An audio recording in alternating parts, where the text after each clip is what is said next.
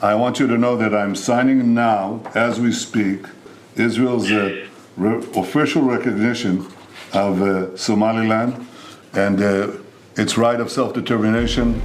Our friendship is seminal and historic. እስራኤል ለሶማሌላንድ የሉዓላዊነት እውቅና ሰጠች። ይህ ለኢትዮጵያ ምን ማለት ነው? ዛሬ እስኪ ስለ እስራኤልና ሶማሌላንድ ስምምነት ትንሽ እንጫወት። በእውነቱ እስራኤል ለሶማሌላንድ እውቅና ለምን ሰጠች? ነገሩ እንዲህ ነው። እንደ አውሮፓውያን አቆጣጠር በታህሳስ 26 ቀን 2025 እስራኤል ሌሎቹ የተባበሩት መንግስታት ድርጅት አባል ሀገር ያላረጉትን ነገር አረገች። ይህም ሶማሌላንድ ሉዓላዊ የሆነች ሀገር መሆኗን በይፋ እውቅና ሰጥታታለች። ሶማሌላንድ ለ34 ዓመታት ራሷን አስተዳድራለች፣ ዲሞክራሲያዊ ምርጫ አካሂዳለች እና አንጻራዊ ሰላሟን በተቻላት ሁሉ አስጠብቃለች። የተቀረው የሶማሊያ ክፍል ደግሞ በተቃራኒው በእርስ በርስ ጦርነትና በሽብርተኞች ጥቃት ሲታመሱ ቆይተዋል። ነገር ግን ከሰሞንኛው የእስራኤል ምስክርነት በፊት ይህን የሶማሌላንድን ፍላጎትም ሆነ ጥረት ዓለም ሊገነዘበው ፈቃደኛ አልነበረም። ይህ የእስራኤል እርምጃ ለአንዱ ፌሽታ ለሌላው ደግሞ እንደ እግር እሳት የሚፋጅ ጉዳይ ሆኗል። ከዛው ከጎረቤቷ ሶማሊያ አንስቶ እስከ ግብፅ፣ ቱርክ፣ ኢራንና የአረብ ሊግ ሁሉ ሀገራት የእስራኤልን ድርጊት አውግዘዋል። ይህ በእንዲህ እንዳለ የሴራ ንድፈ ሐሳቦች እንደ ሰደድ እሳት እየተስፋፉ ነው። አሁን ይህ ድርጊት የተረጋጋ ዲሞክራሲን ለመፍጠርና እውነተኛ ሉዓላዊ የሆነች ሀገርን ለመፍጠር ብቻ በሚል ነው ወይስ ከዚህ የበለጠ ትልቅ ጨዋታ በቀይ ባህር ስር እየተካሄደ ነው የሚሉ ጥርጣሬያዊ ጥያቄዎችን አስነስቷል። እንዲሁም ኢትዮጵያስ ከዚህ ግርግር ምን ታተርፋለች የሚለው የኛም ጥያቄ ነው። ጤና ይስጥልን፣ እንደምን ከረማችሁ? ከሰሞነኛ እስራኤል ስላስነሳቸው አነጋጋሪ ጉዳይ ጠለቅ ብለን እናወጋችሁ። ሶማሌላንድ በ1960 ከእንግሊዝ ቀኝ ግዛት ተገንጥላ ለአጭር ጊዜ ነፃነቷን አስከብራ ነበር እና የሚገርመው እስራኤልም በወቅቱ እውቅና ከሰጡ ሀገሮች መካከል ግንባር ቀደሟ ነበረች።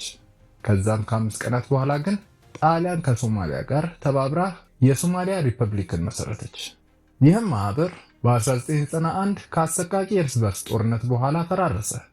ሰሜናዊ ክፍል ወደ 1960ው ድንበራችንን እንመለሳለን በማለት ራሷን ሶማሊላንድ ብላ ያወጀችው ሀገር ተመሰረተች። ከዚያን ጊዜ ጀምሮ ሶማሊላንድ የራሷን መንግስት፣ ገንዘብ፣ ፓስፖርት፣ ወታደሮችንም እንዲሁ በርካታ ሰላማዊ ምርጫዎችን አካሂዳለች። ይህ ደግሞ በጎረቤቶቿ ያልተለመደ ነገር ነው። ነገር ግን አንድም የተባበሩት መንግስታት ድርጅት አባል ሀገርነቷን አልተቀበለውም ነበር። ዛሬ ላይ እስራኤል ከጎኗ እስክትቆም ድረስ ኔታንያሁ እንዳሉት ከሆነ ለሶማሌላንድ የሰጠነው እውቅና በገሃድና በመሬት ያለን ነገር እንደማመን ነው። ሶማሌላንድ የተረጋጋችና ዲሞክራሲያዊ ሀገር ከሆነች ቆይታለች ብለዋል። ሆኖም በዚህ ሰዓት ላይ ይህን እውቅና መስጠቱ በእስራኤል ላይ ብዙ ጥያቄዎችን እያስነሳ ነው። በጋዛ የማያበቃው ግጭትና በየመን ሁቲዎች በቀይ ባህር ባሉ መርከቦች ላይ የሚደርሰው ጥቃት እየተባባሰ በመጣበት ወቅት ይህን እርምጃ መውሰድ በኔታንያሁ አስተዳደር ላይ ጥርጣሬን አስጭሯል። በሶማሌላንድ ያለው በርበራ ወደብ ከየመን ማዶ በኤደን ባህረ ሰላጤ ላይ የሚገኝ ሲሆን ባብአል መዳብን ትይዩ ይመለከታል።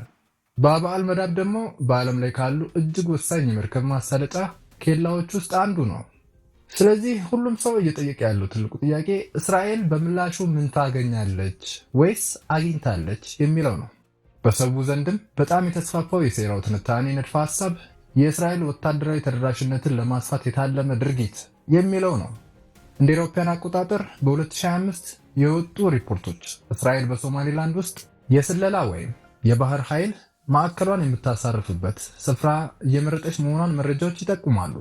በተለይም ስትራቴጂካዊ በሆነው በርበራ ወደብ።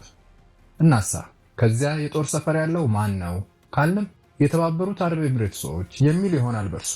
ብዙ ተንታኞች የተባበሩት አረብ ኤምሬትሶች ይህንን ስምምነት ሶማሌላንድ እንድትቀበል በማግባባትና ጫና በመፍጠሩ ዙሪያ ለእስራኤል ታላቁን ውለታ ውላለች ብለው ያምናሉ።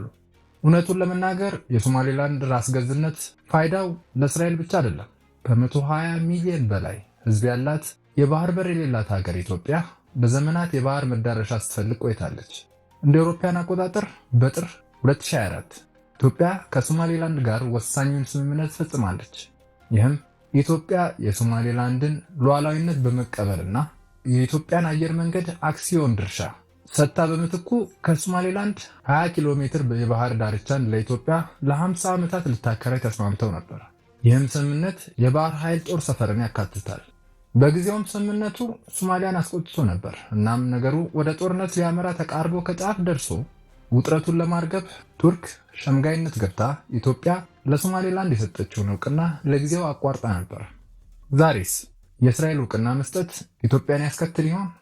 ያው ለኢትዮጵያም የ2024ቱን ስምምነት ዳግም ተግባራዊ ለማድረግ ቀላል ይሆናል ተብሎ ይጠበቃል። ከዚህ በተረፈ ደግሞ 3 ወሳኝ የሆኑ መላምቶች አሉ። የመጀመሪያው ለእስራኤል ይህ የቀይ ባህር ማሳለጫ ላቀደቻቸው ኦፕሬሽኖች ወሳኙ የጀርባ አጥንት ነው ይላሉ። በስፍራው ወታደራዊ የጦር ካምፕ ቢኖራት ብዙ ፋይዳዎችን ይፈጥርላታል። ሁቲዎችን ለመመከትም ይሁን ለማዳከም እንደ የመን፣ ግብፅና ሳውዲ አረቢያ የመሳሰሉ ሀገራት ላይ ደግሞ ስትራቴጂካዊ ጫና ለመፍጠር ያለመ ነው ይባልላታል። ሁለተኛውና የበለጠ ገዢ ሀሳብ ሆኖ የተገኘው አንዳንዶች የሶማሌላንድ ከጋዛ የተፈናቀሉ ፍልስጤማውያንን የምትቀበልበትን ሚስጥራዊ ስምምነት አድርጋለች የሚለው ነው። የእስራኤል መንግስት ሶማሌላንድን ጨምሮ አንዳንድ የአፍሪካ ሀገራትን በፈቃደኝነት ስደተኞችን እንዲቀበሉ ተወያይተዋል፣ አረ እንደውም ተስማምተዋል የሚሉ መረጃዎች ከኢንተርኔት መረብ ላይ አሁን እያፈተለኩ ነው። አንዳንድ ተቺዎችም ይህ የዘር ማጽዳት ግፍ ነው እያሉ አጥብቀው እየተቃወሙት ነው። ሶማሌላንድ ደግሞ በተቃራኒው ይህንን መሰል ስምምነት ከእስራኤልም ሆነ ከማንም እንዳልተፈራረመች አጥብቃ እየገለጸች ትገኛለች። እናም ይህ ስለመሆኑም ምንም አይነት ማስረጃ ልታገኙ አትችሉም ብላለች። ሶስተኛውና እጅግ በጣም አስፈሪው ምልከታ ሶማሌላንድ የአፍሪካንና የአረቡን ዓለምን በመቅረጽ ታላቋ እስራኤልን ለመፍጠር የምዕራቡ ዓለም እቅድ አካል እንደሆነች ይነገራል። የተባበሩት አረብ ኤምሬትስም እንደ አማላጅነት ትሰራለች። በስትራቴጂካዊ እውነታ ላይ የተመሰረተም ይሁን ግምት አንድ እውነታ ግልጽ ነው። አያላን ሀገራት ሶማሌላንድን እንደ ወሳኝ የጂኦፖለቲካ ቦታ አድርገው ይመለከቷታል። ሶማሊያ የእስራኤልን እውቅና መስጠት እንደ መንግስታዊ ጥቃት ፈርጃለች እና እስራኤልም እውቅናውን እንድትሰርዝ ጠይቃለች። በሌላ በኩል ደግሞ የአፍሪካ ህብረት ለሌሎች የመገንጠል ሐሳብ ላላቸው ሀገራት አደገኛ አርአያ ሊሆን እንደሚችል ሲያስጠነቅቅ፣ ግብፅ፣ ቱርክና ኢራን ጠንከር ያለ ውግዘታቸውን አስተላልፈዋል። በሶማሌላንድ ውስጥ የደስታ የፈንጠዝያ የዓለም ሆኗል። ነገር ግን ውጥረቱ ስር እየሰደደ አሁንም አላበቃለትም። በዙሪያ ያሉ ሀገራት ሁሉም የሃርጌሳን ሉዓላዊነት ሙሉ በሙሉ የሚቀበሉ አይደሉም። እናም እውቅናውም የውስጥ ሹክሹክታዎችን እያባሰ እንዲሁም አፍሪካንም ወደ ባሰውኑ መሰንጠቅ አደጋ እየነዳ ይገኛል። እስከ ዲሴምበር 2025 መጨረሻ ድረስ የእስራኤልን ፈለግ የተከተለ ሌላ ሀገር የለም። ነገር ግን ጫናው በኢትዮጵያ ላይ እየጨመረ ሲሆን አንዳንዶችም እንደገመቱት ይህን ተከትሎ ዩናይትድ ስቴትስ በአዲስ ስትራቴጂ ልትንቀሳቀስ ጣልቃ ልትገባ እንደምትችል ይገምታሉ። ዛሬ እንግዲህ የአንዲት ሀገር ሉዓላዊ መሆን የአፍሪካ ቀንድንና የቀይ ባህርን የኃይል ሚዛን እያናወጠ ይገኛል። ይህ ለረጅም ጊዜ ሲጠበቅ የነበረው የሶማሌላንድ ሀገር የመሆን ፍላጎት ጅምር ይሁን ወይስ የአዲሱ ክልላዊ ግጭት መቀስቀሻ? ጊዜ ብቻ ነው የሚያሳውቀን። ይህ ለወደፊቱ ዓለማችን ቅርጽ ምን ማለት ይሆን ብለው ያስባሉ?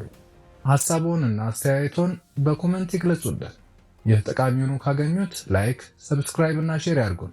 እንደ ሁልጊዜውም ስላዳመጡን እያመሰገንን በሌላ ፕሮግራም እስክንገናኝ ቸርን ሰንብት።